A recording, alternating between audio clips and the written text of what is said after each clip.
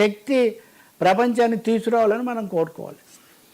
Right, మరొక అంశం sir, బ్రాహ్మణ కార్డు తీసిన అమెరికా భారత్ పై ఆగని బెదిరింపులు. ఇదే ఒక తమాషా అయిన విషయం అండి. అసలు అమెరికా, నేను ఇందాక చెప్పా అమెరికా ఆధిపత్యం, దాన్ని ధిక్కరించడానికి ఇది ఎలా ఉపయోగపడుతుందో ఈ విషయం. కానీ అమెరికా మంత్రి ఒక తమాషా అయిన వ్యాఖ్య చేశాడు. ఏమని? Brahmins profiteering.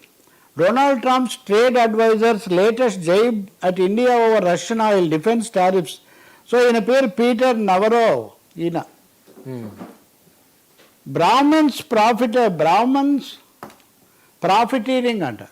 అంటే ఎందుకు అమెరికా వాడు ఏ ఎత్తుగడతో తీసుకొచ్చాడో తెలీదు. ఇండియా గురించి, విదేశాంగ విధానం గురించి మాట్లాడడం వదిలిపెట్టి భారతదేశంలో ఆయన ఏమంటాడంటే భారతీయులను బలిపెట్టి బ్రాహ్మణులు బలపడుతున్నారు మోదీ విధానాల వల్ల. ఇది ఆయన ఆరోపణ. ఆర్థిక విధానాలను విమర్శించడము, కార్పొరేట్ను విమర్శించడం అది వేరు.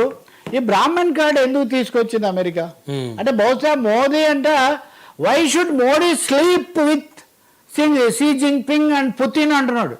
ఇది రెండో విపరీతమైన మాట.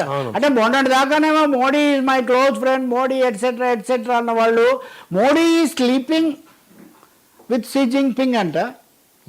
మోదీ విధానాల వల్ల భారతీయులను బలిపెట్టి బ్రాహ్మణులు లాభపడుతున్నారంట. అరే కార్పొరేట్లు లాభపడుతున్నారు, బిలియనీర్లు, మల్టీ బిలియనీర్లు లాభపడుతున్నారంటే అర్థం ఉంది. అంటే భారతదేశంలో ఏదో కల్చరల్, ఇందాక మనం అన్నాం కులం మతం అని, కుల మతపరమైనటువంటి చిచ్చు ఏదో పెట్టేటటువంటి ఒక పెద్ద ప్రయత్నంలో అమెరికా ఉన్నట్టుగా మటుకు స్పష్టమవుతుంది. ఆధిపత్య వర్గాలు బయట అయినా దేశంలో అయినా ఉండకూడదు అనేది వేరే విషయం. అది కానీ అమెరికాకి ఏం సంబంధం వాస్తవంగా? కాబట్టి they are diverting world, they are also diverting Indian concepts అని మనకు అనిపిస్తుంది.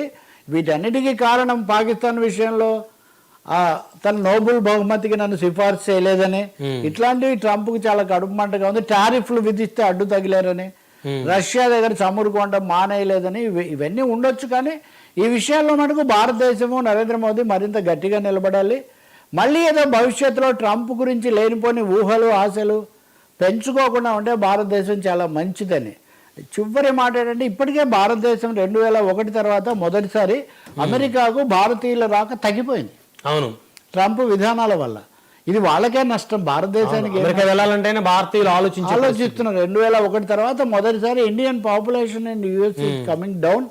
సో ఇవన్నీ వార్నింగ్ సిగ్నల్స్ లాంటివి జాగ్రత్తగా చూడాలి. చివరిగా సార్ మరొక అంశం, మళ్ళీ జగన్ అరెస్ట్ మాటలు.